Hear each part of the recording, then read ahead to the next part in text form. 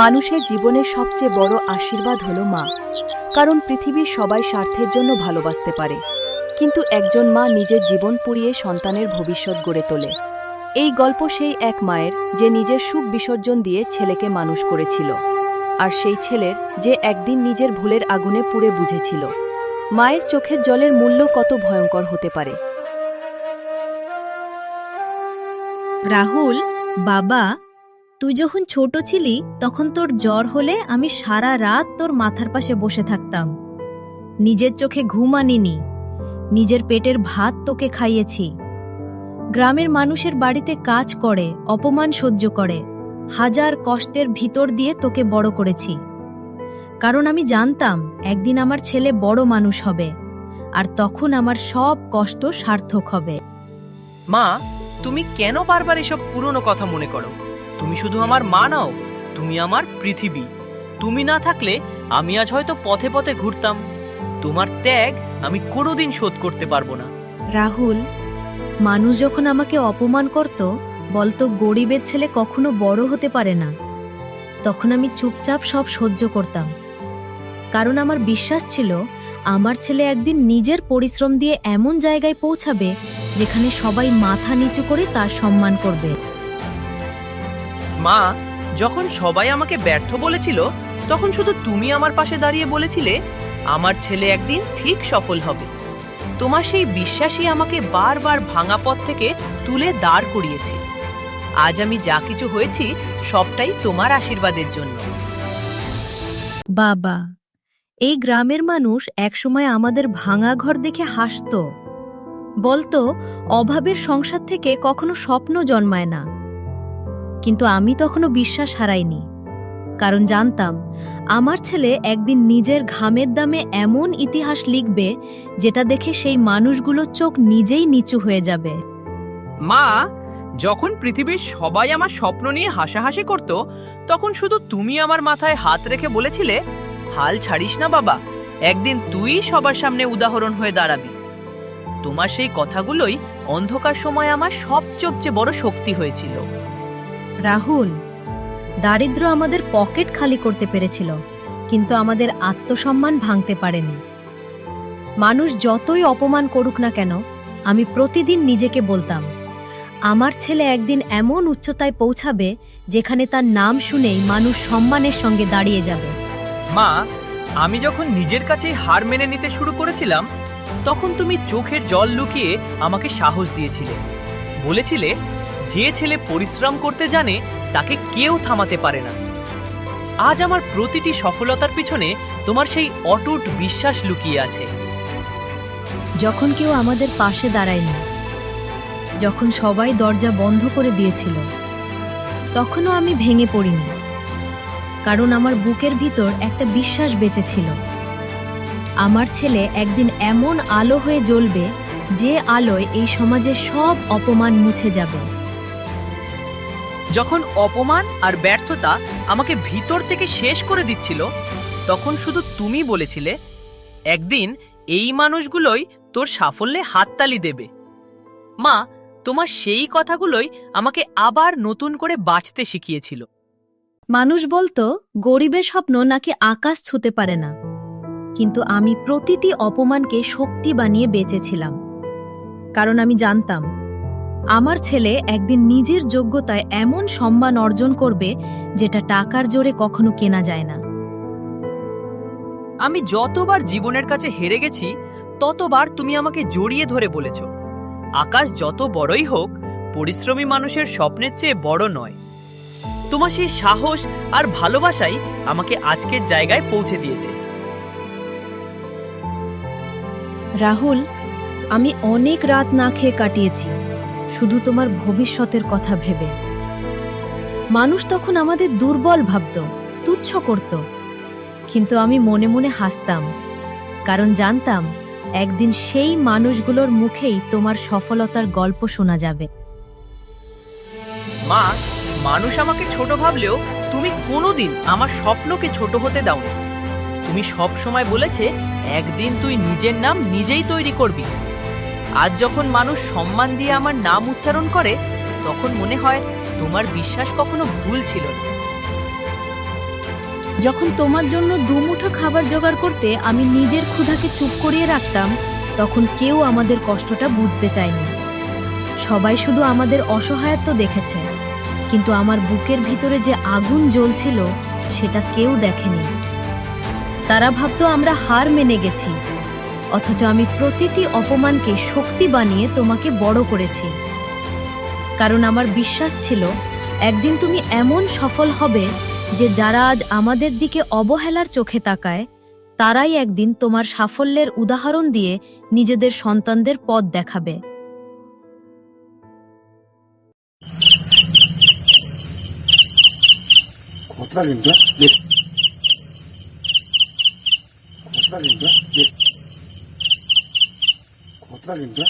গ্রামের মোড়ে ছোট্ট চায়ের দোকানের সামনে কয়েকজন বৃদ্ধ আর যুবক জড়ো হয়ে নানা গল্পে মেতে উঠেছিল।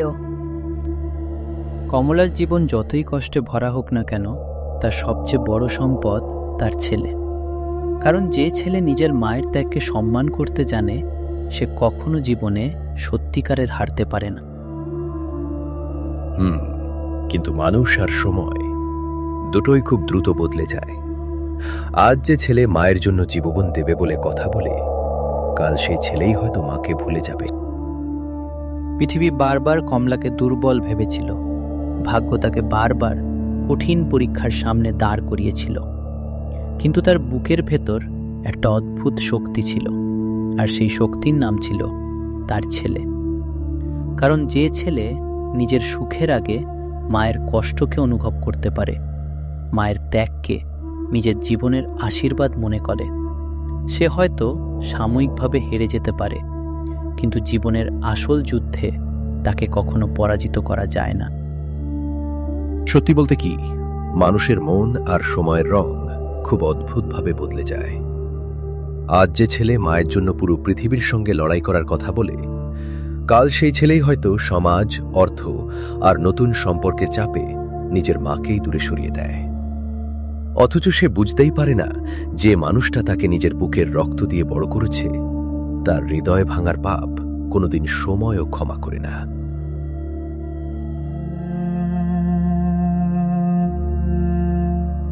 সময় থেমে থাকে না। রাহুলের জীবনেও এলো নতুন অধ্যায়। গ্রামের পাশের গ্রাম থেকে এলো সুন্দরী মেয়ে মায়া। তার রূপে যেমন মায়া ছিল, তেমনি তার মনে লুকিয়ে ছিল অহংকারের আগুন। আর সেই আগুন ধীরে ধীরে পুড়িয়ে দিতে চলেছিল একটি সুখের সংসার।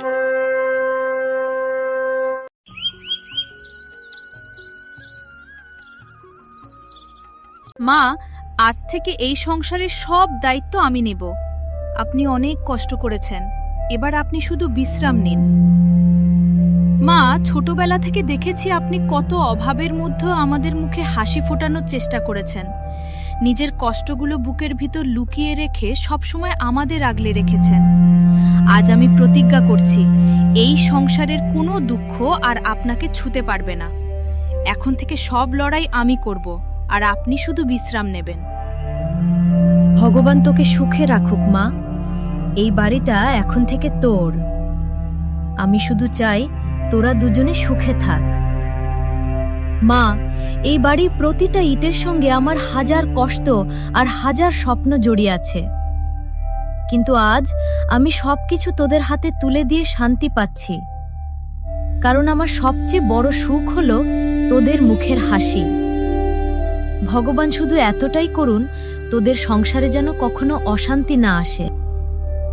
আপনার হাতে সেই পুরনো কষ্টের দাগগুলোই বলে দেয় আপনি আমাদের জন্য কতটা ত্যাগ করেছেন। দিনের পর দিন না খেয়ে থেকেও আমাদের ভবিষ্যৎ গড়ার স্বপ্ন দেখেছেন। কিন্তু এবার সময় বদলাবে। আজ থেকে এই পরিবারের প্রতিটা দায়িত্ব আমার। আপনি শুধু হাসি মুখে থাকুন মা, কারণ আপনার সব কষ্টের প্রতিদান দেওয়ার সময় এখন আমার। তোরা সুখে থাকলেই আমার জীবনের সব কষ্ট সার্থক হয়ে যাবে। এই ঘরটা আজ থেকে তোদের নিজের ঘর। এখানে শুধু ভালোবাসা থাকবে, সম্মান থাকবে, আর থাকবে একসাথে বেঁচে থাকার প্রতিজ্ঞা।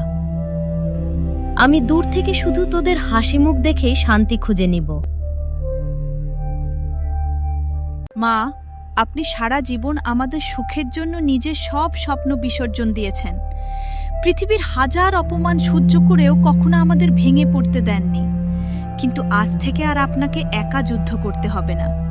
এই সংসারের প্রতিটা বোঝা আমি নিজের হাতে তুলে নিলাম। এবার আপনি শুধু শান্তিতে থাকুন আর দেখুন আপনার ছেলে কিভাবে আপনার ত্যাগের মূল্য ফিরিয়ে দেয়। ভগবান যেন তোদের জীবনে প্রতিটা পথ ফুলে ভরে দেন। আমি সারা জীবন অনেক ঝড় দেখেছি, অনেক কষ্ট সহ্য করেছি, কিন্তু চাই না সেই কষ্টের ছায়া কখনো তোদের জীবনে পড়ুক। এই বাড়িটা এখন থেকে তোদের স্বপ্নের ঠিকানা। আর আমার একটাই প্রার্থনা, তোরা যেন সারা জীবন একে অপরকে আগলে রেখে সুখে থাকতে পারিস।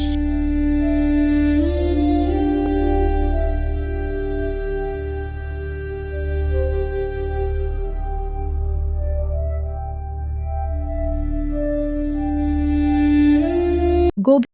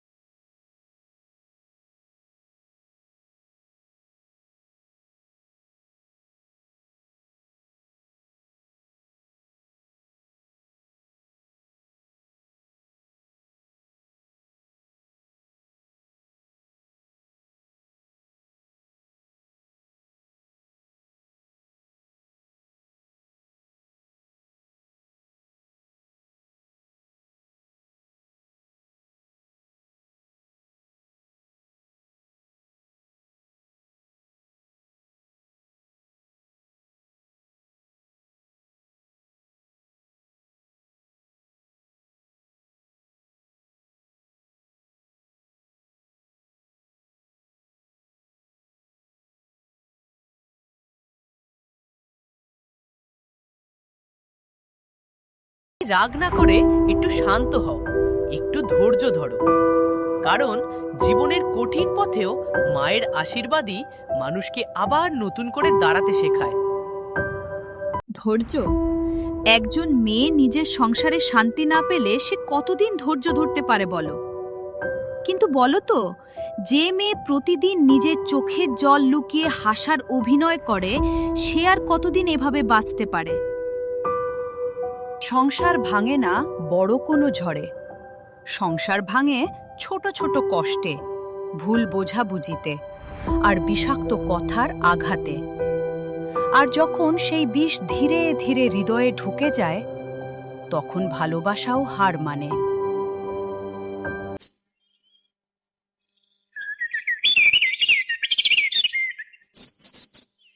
সংসার ভাঙে না বড় কোনো ঝড়ে, সংসার ভাঙে ছোট ছোট কষ্টে, ভুল বোঝাবুঝিতে আর বিষাক্ত কথার আঘাতে।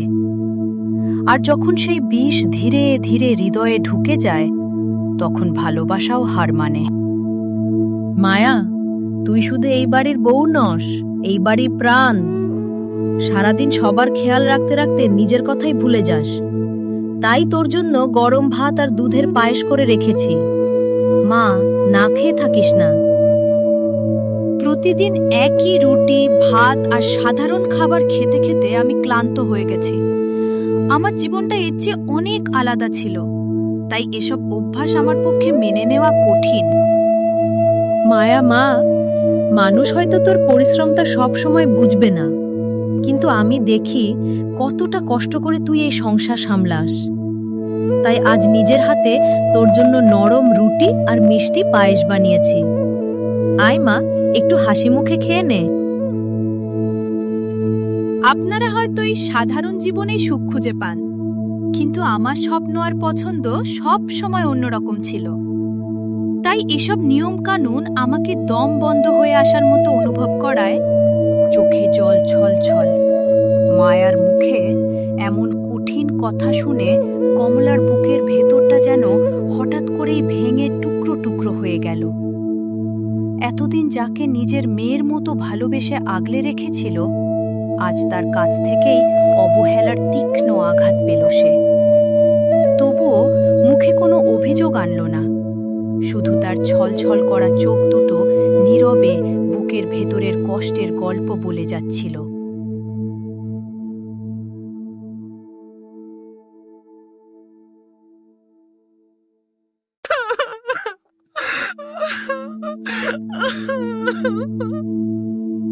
হে ভগবান, আমি কি সত্যি এত বোঝা হয়ে গেছি?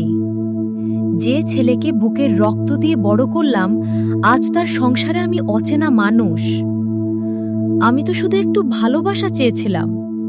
এতটুকুই কি খুব বেশি চাওয়া ছিল? মা, তুমি একা একা বসে কাঁদছো কেন? 2 মা, তোমাকে এমন ভাঙা ভাঙা লাগছে কেন? সারা জীবন তো সবাইকে হাসি দিয়েছো, তাহলে আজ তোমার নিজের চোখেই এত জল কেন জমে আছে? আমাকে বলো মা, তোমার বুকের ভেতরে কি কষ্ট লুকিয়ে আছে? না বাবা, বুড়ো মা বাড়ি তুই এসব নিয়ে চিন্তা করিস না। কিছু না না বাবা, বুড়ো মানুষের মনটা অনেক নরম হয়ে যায়। পুরনো কথা মনে পড়লেই চোখে জল চলে আসে। তুই শুধু ভালো থাক, তাহলেই আমার সব কষ্ট দূর হয়ে যাবে। মা, তুমি কি আবার নিজের দুঃখগুলো কাউকে না বলে একা সহ্য করছো? তোমার এই নীরব কান্না আমার বুকটা ভেঙে দিচ্ছে।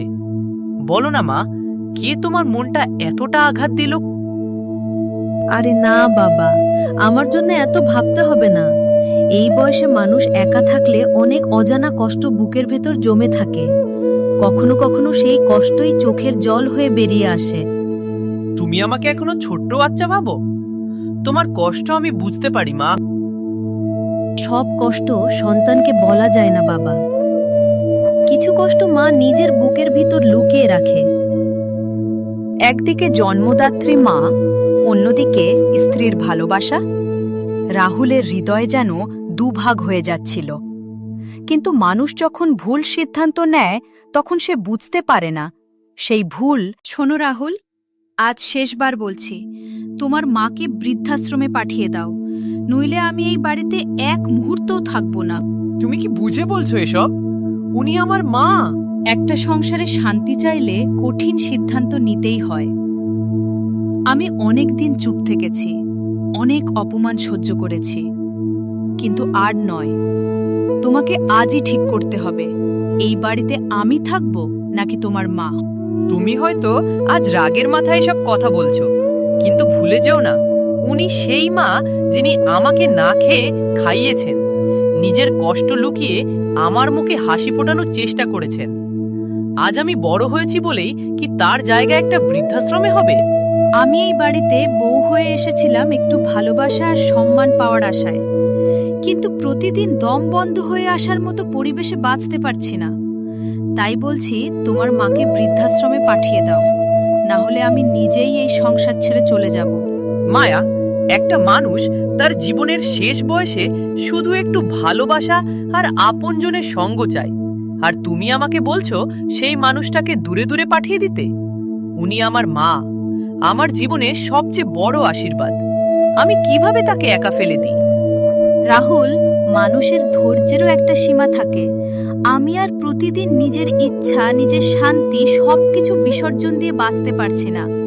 আজ শেষবারের মতো বলছি, তোমার মায়ের জন্য যদি এই সংসারে আমার জায়গা না থাকে, তাহলে আমিও আর এখানে থাকবো না। তুমি যদি আমার ভালোবাসার মানুষ হও, তাহলে আমার মায়ের কষ্টটাও বোঝার চেষ্টা করো, কারণ এই পৃথিবীতে মায়ের ঋণ কখনো শোধ করা যায় না।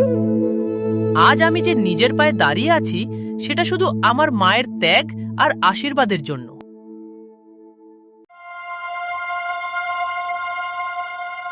মানুষ যখন নিজের ভুল বুঝতে পারে, তখন তার ভিতরের অহংকার ভেঙে যায়। মা, আমি খুব খারাপ ছেলে, কিন্তু আমি অসহায়। তুমি কিছুদিন বৃদ্ধাশ্রমে থাকো।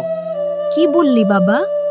তুই তুই আমাকে এই বাড়ি থেকে চলে যেতে বলছিস? মা, তোমার চোখের দিকে তাকিয়ে এই কথাগুলো বলতে আমার বুকটা ফেটে যাচ্ছে। আমি জানি যে ছেলে নিজের মাকে দূরে পাঠানোর কথা বলে তার চেয়ে বড় অপরাধী আর কেউ হতে পারে না। তবুও সংসারের এই অশান্তির মাঝে আমি যেন পুরোপুরি অসহায় হয়ে পড়েছি। কি বলছিস তুই রাহুল? আমার কান যেন ঠিক বিশ্বাস করতে পারছে না। যে ছেলেকে নিজের বুকের রক্তপানি করে মানুষ করলাম, আজ সেই ছেলের মুখেই শুনতে হচ্ছে আমি নাকি এই বাড়ি ছেড়ে চলে যাই।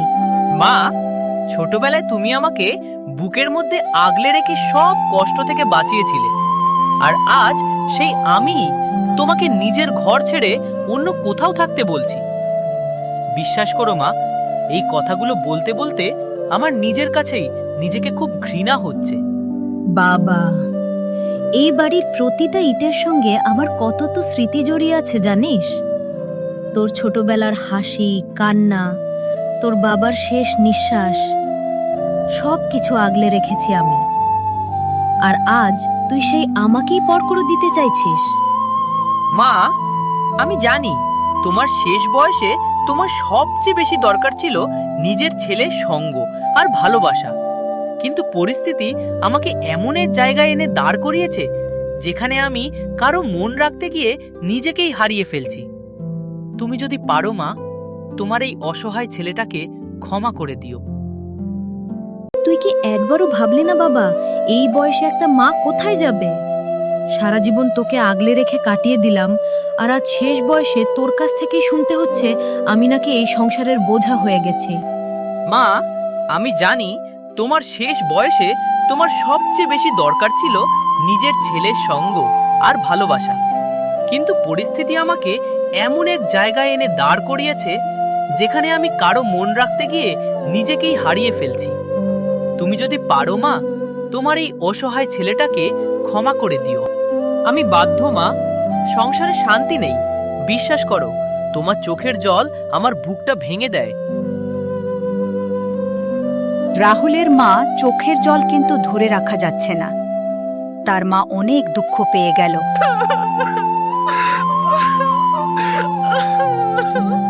ঠিক আছে বাবা, মা তো সন্তানের সুখের জন্য সবকিছু সহ্য করতে পারে। যদি আমার চলে যাওয়ায় তোর সংসার বাঁচে, তাহলে আমি আজই চলে যাব।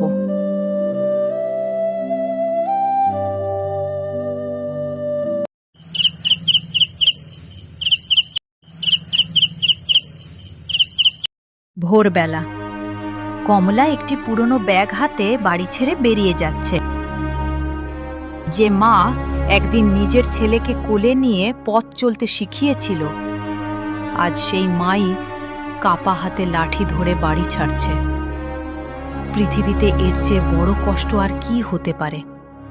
রাহুল দূরে দাঁড়িয়ে কাঁদছে, কিন্তু কিছু বলতে পারছে না। কাঁদিস না বাবা, মা কখনো সন্তানের উপর রাগ করে না। শুধু একটা কথা মনে রাখিস, জীবনে যত বড়ই হ, নিজের শিকড় যেন ভুলে না যাস।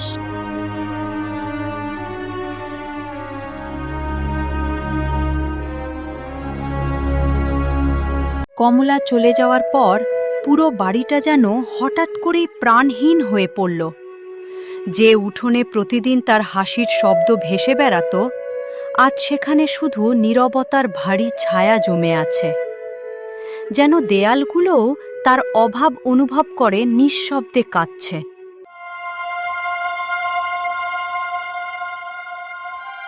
অবশেষে বাড়িটা শান্ত হলো। এখন থেকে আমরা নিজের মতো করে বাঁচতে পারবো।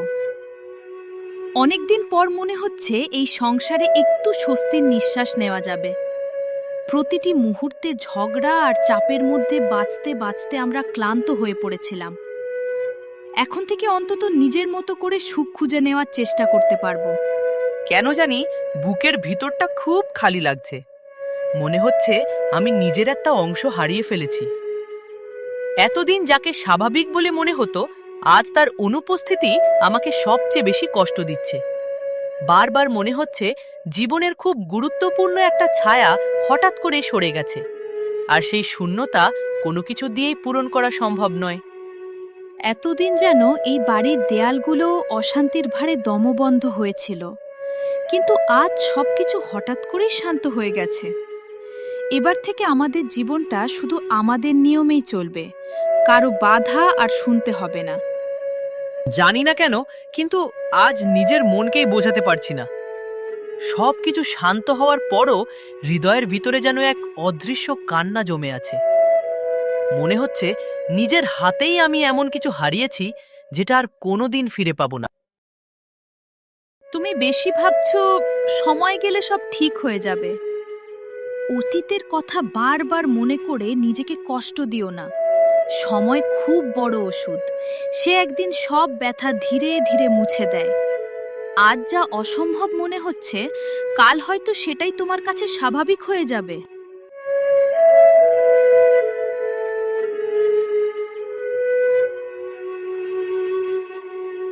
মানুষ যখন ভুল করে তখন প্রথমে তার মনই তাকে সতর্ক করে, কিন্তু অহংকার সেই সতর্কতা শুনতে দেয় না।